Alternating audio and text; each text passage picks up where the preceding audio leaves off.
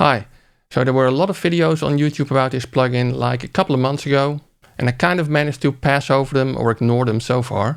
But recently this plugin was reviewed again on Produce Like a Pro, the Warren Ewart channel, and I saw that 4 producers, including Warren himself, were very positive about this plugin. So now I figured that I really had to try it for myself as well. How well does it work for the music that I typically produce in my home studio? And can it really replace all the mix bus processing that I normally have on the mix bus? So let's go.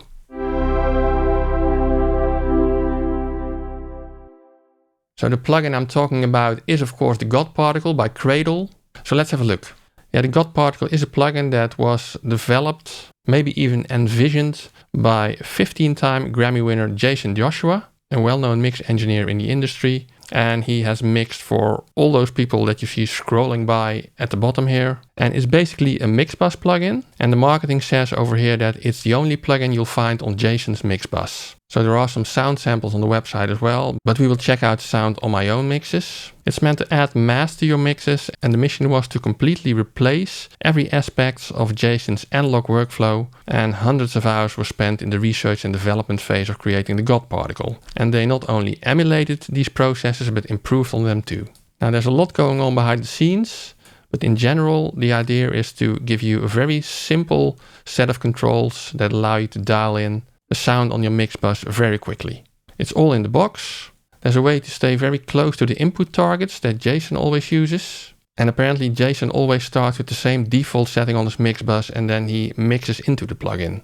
And it's currently $119 and you can try it for free for 5 days.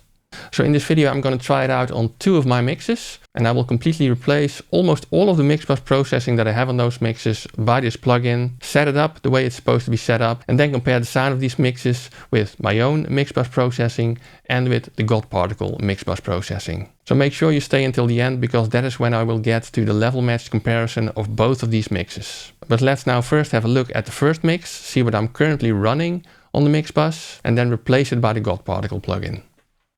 So let's dive right into the first example mix for trying out this plugin. So this song is called Always Yours by my band The Wash, and it's very much an acoustic type of song. For example, there's no drums, but there's just a cajon, and I'm just playing acoustic guitar together with a singer and no electric guitar. There are electric keys and there's an electric bass in there. At the moment of making this video, this song is not yet released. I'm actually finishing up this mix for our new album, which is due out somewhere in the first quarter of 2023. So exciting times ahead for us. But let's have a look at the mix bus on this project. Over here you can see that I'm looking at the stereo out channel, and I'm starting with Britson Bus, which is my console emulation, which is a Neve console emulation. And this is a plugin that I will actually leave on the mix bus, because this one also controls all the other Britson channel emulations on all the individual channels. And if you want to know how that works, I have a separate video about that, which I'll link in the description for you to check out. Next up is my Oxford Inflator plugin by Sonox, which gives some gentle saturation and distortion and a slight increase in loudness. Then I have a test generator, which I have disabled, and I use it for calibrating my external effects, which are next. So this is my Cubase external effects plugin, and on my external effects I have the 5043 Portico compressor by Rupert Neve Designs and the Hammer equalizer by A Designs. And I basically leave these 2 very similar settings for every mix. Next up is some tape emulation by UAD, the Ampex ATR 102, and I'm using the Ultra Linear preset in there. Then I have a BX Control plugin, which is just used to increase the stereo width a bit to 140%. I have a Bass Room plugin by Mastering the Mix to control the low end. It's just an equalizer basically, but you can set a reference of an existing track and shape your low end in a similar way. And there are some other plugins on there which I'm currently not using. A Back CQ, Pro Q3, which is turned off, and a Pro L2 limiter, which I'm just using to increase the level a bit when I want to make an export for the band to listen to. So there are quite a few plugins on my mix bus over here. So I'm really curious to see if the God Particle can replace all of them. Let's have a short listen to this part of the mix so you know what kind of song it is. Still here on the outside, lost on the inside. You don't remember my... Yeah, so acoustic song, but with some power in there. And I will now load the project where I have all of this processing replaced by the God Particle. So same project, again looking at the stereo out mix bus, and like I said, I'm leaving my bridge and bus plugin because it's controlling all of the bridge and channel plugins on the individual channels. And I have the God Particle set up here. The amount is set up to 100% in the way that Jason always uses it by himself. I have disabled the limiter because I don't want to do any limiting at this moment. I just want a similar loudness as the mix you just heard. But I did try to hit the targets, and those targets are here on the input. You'll see that it's hitting the targets, and I'm also trying to hit the targets here on the mid band and the low band. On the high band, I couldn't hit the target at all, so it doesn't have the amount of high end that Jason would have on his normal mix. But then again, this is probably not the kind of song that Jason would normally mix, so I feel it sounds okay.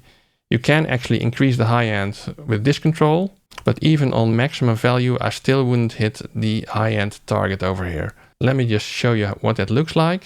If I go to the loudest part of the mix, you can see how the targets are hit on that loudest part. Remember my name.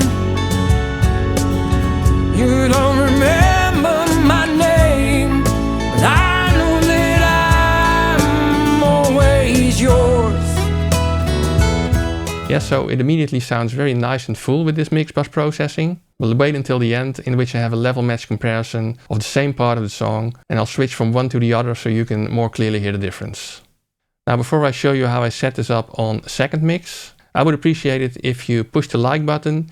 If you like this video or find it useful, so that YouTube gives us the boost and it is shown to more people. And if you like the channel, please subscribe and push the little bell icon if you want to know when I publish another video. I have lots of affiliate links in the description as well, which you can use to support the channel even more if you're so inclined. Well, let's now have a look at the second mix that I used this on.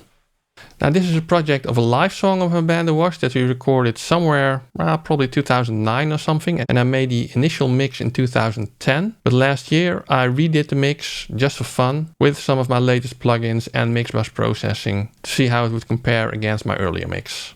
Now, since I did this in 2021, it still has very recent mix bus processing. If we have a look at that, there's again a Sonox inflator for some additional warmth.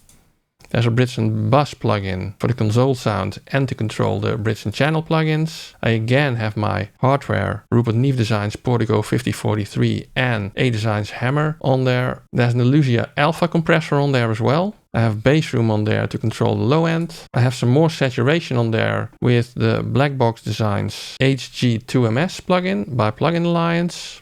The tape emulator plugin, Pro Q3, but it's not doing anything.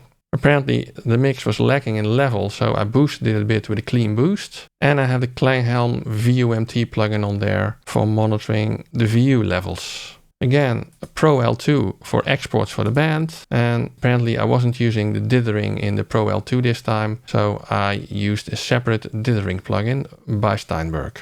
Now let's have a quick listen to what it sounds like. I can live two lives if I would. No, it satisfies more to do one thing good. So it's a very open sound, not a lot of production because it's a live recording. Bass, drums, electric guitar is what you hear on this part, and then in another part our singer adds some acoustic guitar. So let's replace all of this by the God Particle plugin.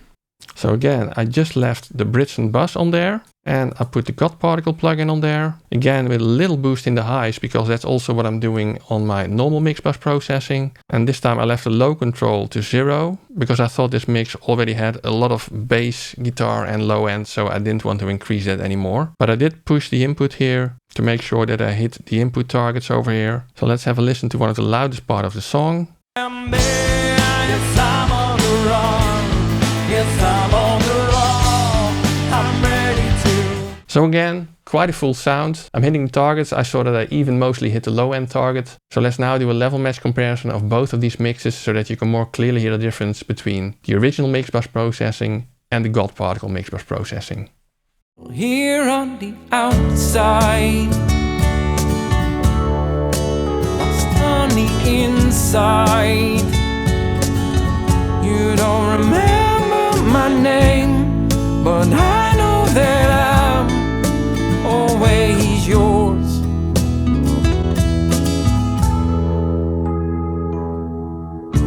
Past times we reunite. You're again. So very clear difference to me, more than I thought I heard when I just put the God Particle plugin on the project. Then it immediately just sounded a bit fuller to me. But now the mixes are also level matched, of course, so it's more easy to compare. Let's have a listen to the second mix, the live rock track.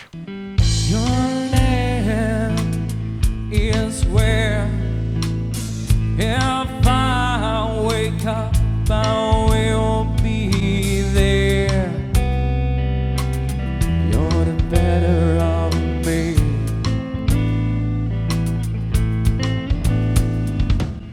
Tasted the wine, seen the end, draw no line, I'm where you and you're the better of me. 'Cause I'm on the run, yes I'm on the run, I'm ready to go. Yeah, so what do you think? Can you hear the difference? And what differences do you hear? And maybe even more important, which one do you like better? To me, the mixes with the God Particle plugin seem to be more mid-heavy than my original mix bus processing. Maybe that means I always mix with too little low end, but I just never get it up there that high as in the mix with the God Particle plugin. Another thing that I'm hearing is that the mixes with the original processing have more sparkle in the high end. And another thing that I noticed is a difference in the width of the mix, where the original analog processing had more width. At least that's the way I perceived it. And I guess that can be explained by the fact that I also add some width on my mix bus processing with the BX Control plugin. And I don't know whether the God Particle plugin also adds some width, but it seems to me that it doesn't add as much. Now the difference is of course also that I didn't mix into the God Particle plugin in this case. I mixed into the original mix bus processing and made all my mix decisions based on what I heard then. And normally if you start with the God Particle plugin on your mix bus, you mix into that plugin and maybe you actually get to a more similar mix because you mix the individual channels in a way that is to your liking, of course. And now I just flat out replaced all the mix bus processing with the God Particle plugin. But on both mixes it did seem to bring a certain sound, a similar sound. And although I'm not 100% convinced that I like that sound better if I put this plugin on after I've mixed it, but I think it does go a long way to the goal of bringing you a very nice mix bus sound in a very, very simple way without having to go through years of experience and trial and error in setting up your own mix bus combination of plugins. So again, let me know what you think in the comments and how you heard all of this. And you can download these parts of the mixes with the link in the description below, so you can have a more detailed listen in your own DAW and see what differences that you hear or measure or whatever you want to do. Now, if you like these kinds of comparisons, you may also like this video in which I compare some well-known mix bus processors, both hardware and plugins, on the same mix. Check it out, have a listen, and see you soon.